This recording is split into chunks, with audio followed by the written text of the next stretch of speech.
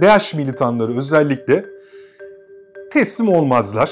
Ortalama. İşte Nazif Şubu'da işte istihbarat meslek memuru, işte ona göre seçiyorlar bu insanları da. Ve bunun da acayip yaygarasını koparırlardı. Bunun da seneye sinemada filmini izlerdik. Tabii. Bu büyük bir terör örgütünün liderini siz kendi imkan ve kabiliyetlerinize öldürüyorsunuz, etkisiz hale getiriyorsunuz. Bu kıymetli. Hocam hoş geldiniz. Merhaba Nazif, hoş bulduk. Hocam 29 Nisan'da Türkiye Cumhuriyeti DH lideri El Kureyşi'yi öldürdü. Bu aslında bir terör örgütünün en üst düzey isminin öldürülmesi noktasında ciddi bir ses getirmesi gereken olay olarak karşımızda. Hatta dünyada da bir karşılık buldu. Birçok farklı basın organı bunu haberleştirdi. Etmeye çalıştılar. Tam oraya geleceğim. Haberleştirirken bazı şeyleri engellemeye, bazı şeyleri üstü kapalı göstermeye çalıştılar ama ben sizden tüm detayları dinlemek isterim. Ama buna geçmeden bir şey rica edeceğim size hocam. Önünüzde GZT not defterine görüyorum. Biliyorsunuz GZT takipçileri istihbarat içeriklerini sizi çok seviyor. Abone olmadan izleyen de ciddi bir kitle var. Onlara bir abone çağrısı yapsanız nasıl olur? Hatta kameraya dönseniz bence farklı olur. Çok güzel olur. Tamam hadi. Arkadaşlarımız gerçekten özveriyle çok iyi içerikler hazırlıyorlar sizler için. Lütfen GZT'ye abone olun. Hocam teşekkür ederim. Reklamlar bitti artık. Evet.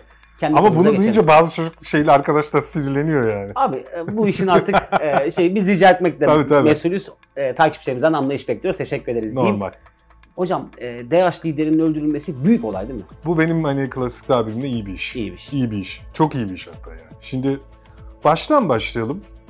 Yani senin yorumundan. Bir kere bunu Batı medyası az görmek istedi. Evet. Küçük puntolarla mı deniyor sizin habercilik dilinde, böyle manşetten görmek istemedi. Kendileri yapsalar şimdi filmi bile çekilmeye başlamıştı yani. Tabii. Hollywood'da birkaç film yayınlanıyor. Ya aynen öyle. Ya üzerine bir sürü hikayeler vesaire. Çünkü tabii bu kasıtlı bir şey. Çünkü DAEŞ'in liderini öldürebilen, buna hem de kendi imkan ve kabiliyetiyle bu istihbaratı sağlayabilen ve bu operasyonu kendi unsurlarıyla yapabilen başka ülkeler, yani Amerika Birleşik Devletleri ve işte bir de Türkiye Cumhuriyeti Devleti. Bu yani kapasiteyi göstermesi, istihbarat kapasitesini göstermesi açısından kıymetli bir şey. Yani bakın bu propaganda değil, gerçek yani. Gerçeği söylüyoruz ya. Yok mu diyeceğiz yani bu olaya. Tabii bu işine gelmiyor. Neden? Çünkü Batı medyasında maksatlı olarak Türkiye Cumhuriyeti Devleti'nin DAEŞ'i desteklediği, yardım yaptığına dair kasıtlı bir algı yaratılmak isteniyor. Bunda PKK çevrelerinin de FETÖ çevrelerinde çok büyük payı var. Zaten bununla bağlantılı olarak biz geçmiş tarihimizde bir MİT tırları meselesini yaşadık mesela. O tırların durdurulması da aslında FETÖ'nün Milli İstihbarat Teşkilatı'nın DAEŞ'le ilişkilendirmeye yönelik bir kara propagandasının bir sahadaki uygulamasıydı ama onu bertaraf edildi. Bu Afrin'de, Cinderes bölgesinde gerçekleşiyor.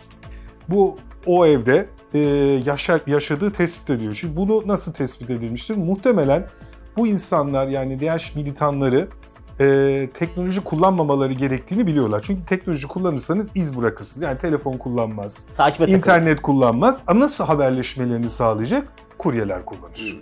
Yani kuryelerle gider gelir. Muhtemelen bu kuryelerden bir tanesi, bak tamamen yorum yapıyorum, haber elemanı haline getirilmiştir Milli İstihbarat Teşkilatı tarafından. Yani burada çok iyi bir mimleme faaliyeti var. Yani mimleme gerçekleşiyor, sonra angaje ediyorsunuz. O işte size noktayı ve adresi söylüyor. Haber elemanı kilidi açıyor. Hocam lafınızı kestim, özür dilerim ama bu benim için çok anlatılmaya değer ya da dinlemeye değer geliyor. Şimdi DAEŞ'a dair bir militan ki kuryelik yapıyorsa en üst seviyede muhtemelen değerli bir yeri de vardır, tırnak içerisinde söylüyorum tabii ki. Nasıl angaje edilebiliyor? Ya parayla mı, başka şeylerle mi, nedir mesela? Abi Nazif Şubu'da işte istihbarat meslek memuru, işte ona göre seçiyorlar bu insanları da. Ona göre eğitim veriyorlar. Zaten tecrübeli. Bu tür angaje faaliyetlerini, yani angaje size çalışır hale getirmek ya da devşirme faaliyetlerinde her şahsın mutlaka bir zafiyeti vardır. Paradır, bu işten sıyrılmak istemektir, nefrettir, baskıdır, hayat garantisidir. İşte bir sürü senaryolar yazılabilir. Yani bu en uygun motifi, yani bu yaklaşma yöntemini belirlersiniz. Bu da ustalıkla olabilecek bir şeydir. Doğru insanı seçmek, sonra bunu size çalışır hale getirmek. Tabii yerin söylenmesi, bence bu yerin söylendikten sonra onun teyit tekzip de edilmesi lazım.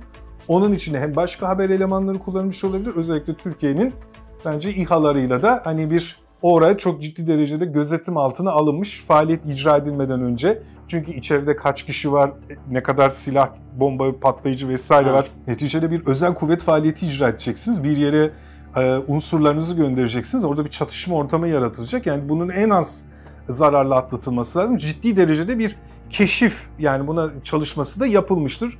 Ben bu noktada belki yatay keşif de yapılmıştır. Yani bölgeye gidip girme çıkması şeklinde bir yatay keşif de yapılmış olabileceğini düşünüyorum. Sonrasında işte bu faaliyet 29 Nisan'da olduysa bunun evveliyatı ciddi bir hazırlık aşaması vardır. Bence muhtemelen bu tür faaliyetlerde genelde o binanın aynısının bir maketi yapılmıştır. Birebir. Yani bence odaları vesaire gibi, yani bir o çalışılmıştır o şey.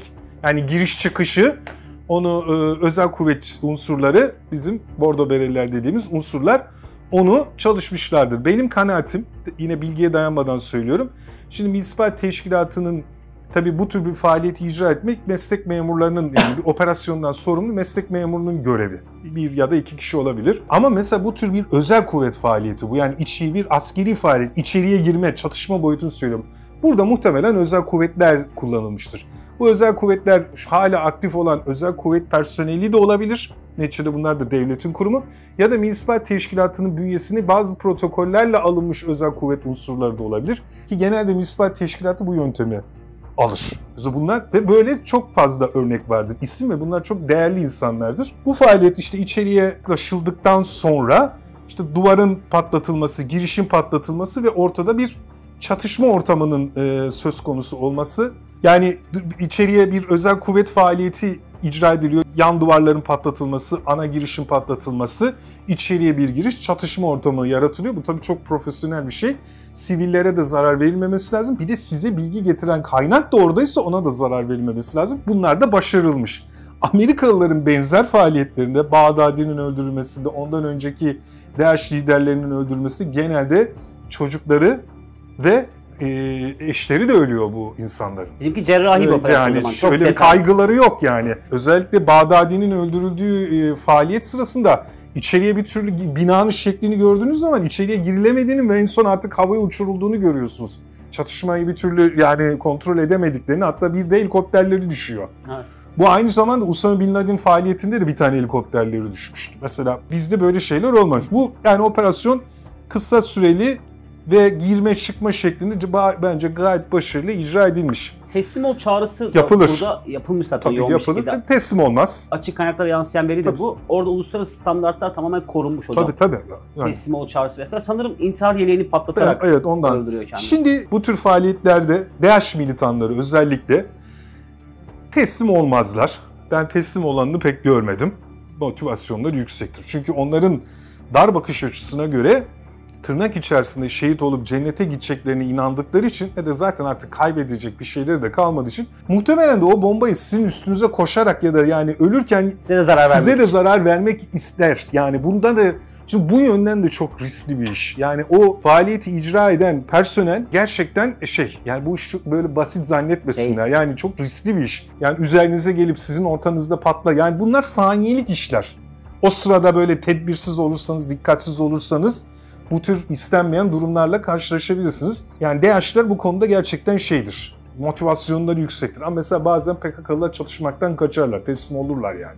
Onlarda motivasyon biraz daha düşüktür yani çatışma. Çünkü neticede ölümü bilmek ve ölümün üstüne gitmek kolay bir şey değil. Bu faaliyet gerçekten gelinen yani ortaya konulmuş şekli, tamamen kendi imkanlarınızla bunun icra edilmesi, kendi istihbarat toplama tekniklerinizle icra edilmesi, işte sizin İHA'larınızın, özel kuvvet unsurlarınızın hepsinin bir müşterek bir faaliyet icra etmesi, hiçbir personelin zarar görmemesi, sivillerin kayba uğramaması, bunlar ve de DAEŞ gibi son derece tehlikeli ve küresel ölçekte faaliyet icra eden işte Afganistan'daki DAEŞ yapısından Afrika'daki Boko Haram'ına kadar, Avrupa'daki Yalnız Kurtlarına kadar, şimdi Sahra Altı bölgede de çok ciddi DAEŞ unsurları var. Filipinler'de bile var.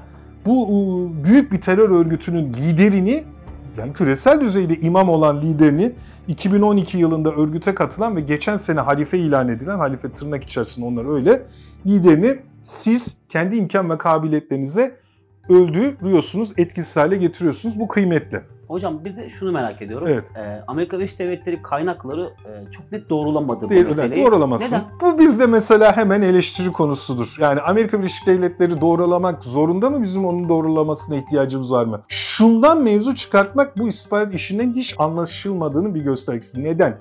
Biz aynı haber elemanlarını ve aynı haber toplama tekniklerini mi kullanıyoruz? Hayır. Amerikalıların kendi imkan kabiliyeti var. Bizim artık kendi imkan kabiliyetimiz var. Bizim Amerikalıların istihbarat toplama tekniklerine, haber kaynaklarına ihtiyacımız yok. Bizim kaynaklarımız belki onlarınkinden daha iyi demek ki. Onlar bu bilgiyi teyit edemiyorlarsa bence kaynakları yok. Ya, hikaye bu. Teyit edemiyor. Soracağı adam yok. Şey bir de yani. Tabii ki yani soracağın insan yok. Şimdi neyse teyit edemedin.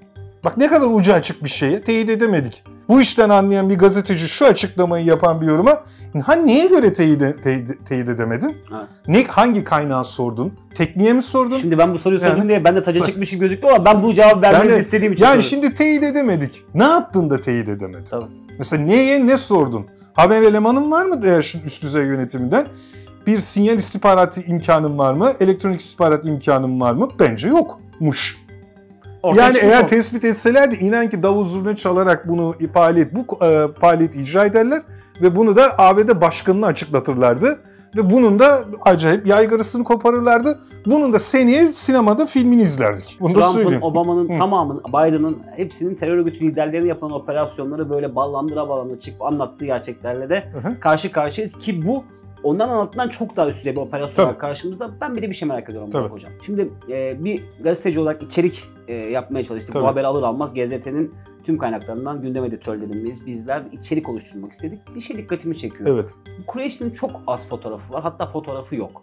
DAEŞ bunu kasıtlı olarak yapıyor olabilir mi? Çünkü diğer terör örgütlerinde daha çok böyle ön plana çıkarma, biraz daha böyle güçlüymüş gibi gösterme motivasyonu varken DAEŞ'te bu çok sınırlı. Neden olabilir? Gizlilik birincisi, ikincisi de günah olduğunu düşünmeleri. O yani onların anlayışına göre. Yani ama birinci prensip gizlilik.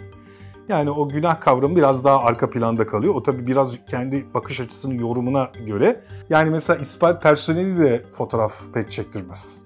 Çekilmesi gerekçe diyorsunuz. Yok benim hani mesela gizliliğe aykırı yani. Görev yaptığınız yer belli olur, durumunuz belli olur. Geolocation öyle bir şey var. Tabii yani mesela ben kendi faaliyet yani görev sırasında fotoğraf yani insan gençken biraz şey oluyor ya böyle. Canı çekiyor. Heyecanlı oluyorsunuz ya. Ciddi fırça yersiniz yani. Yani çektirme amir yani kızar size yani. Var fotoğraf şu ama sizin kendi arşivinize var. Çok az. Çok az. Çok az. Ve de onlar da böyle şey değil. Ahım şahım. Yani öyle bir hani klasik bir poşu bağlama fotoğrafı var ya bizde hani böyle. Evet. Bir poşuyu bağlayan ya da peşmerge kıyafeti giyen herkes şey yani. Çok zor bir şey değil ki o kıyafeti giymek yani. Ben de şu an çektiririm o fotoğrafı. Yani işte ama herkesin bir poşulu fotoğrafı olacak illa bizde. Doğru. Ya bak burada gerçekten zor şartlarda çok tehlikeli bölgelerde görev yapanları demiyorum yani. Ama böyle bir havacıva kısmı da var bu işlerde. Var. Herkesin tabii kendi şeyidir. Şimdi bir istihbarat personelinin ya da bir başka işte özel kuvvet faaliyeti icra eden personelin birinci temel prensiplerden bir tanesi basit ve sade olmasıdır ve basit ve sade yaşamasıdır. Bu iş böbürlenmek için, hava atmak için yapılan bir iş değil. Evet. Kalbinizde vatan sevgisini hissediyorsanız zaten o size yeter. Hissetmeyip ekstra böbürlenmeye ihtiyaç duyuyorsanız o zaten pek hoş bir şey değil yani. Burak Hocam bir de artık yavaş yavaş toparlayalım istiyorum. Şimdi DAEŞ'in en üst düzey isminin öldürülmesi örgütte bir zafiyet meydana getirmiş midir? Ya da örgütler tırnak içerisinde sözde liderlerini kaybettiğinde bir akamet yaşarlar mı? Ya da bazen olumlu durumlar onlar için sözde olumlu durumlar meydana geliyor olabilir mi? Örgütün lider kadrosunun etkisiz hale getirmesi elbette ki örgütteki hiyerarşiyi bozması açısından bir fayda sağlayacaktır. Tamam.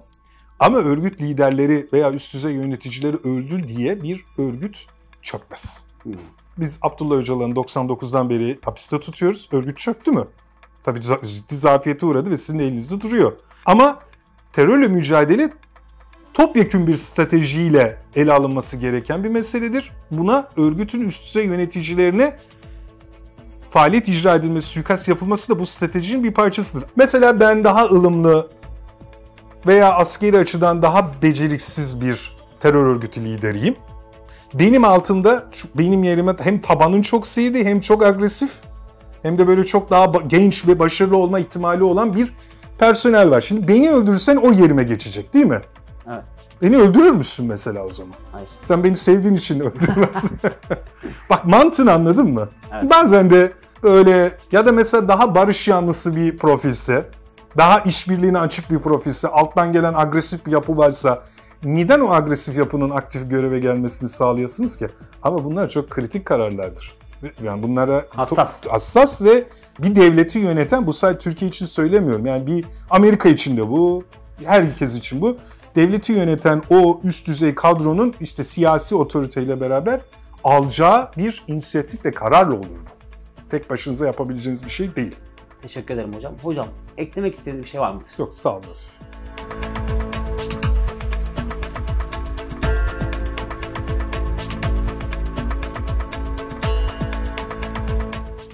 DH militanları özellikle teslim olmazlar. Ortalama. İşte Nazif şu da işte ispat meslek memuru, işte ona göre seçiyorlar bu insanları da. Ve bunun da acayip yaygarasını koparırlardı. Bunun da seneye sinemada filmini izlerdik. Tabii.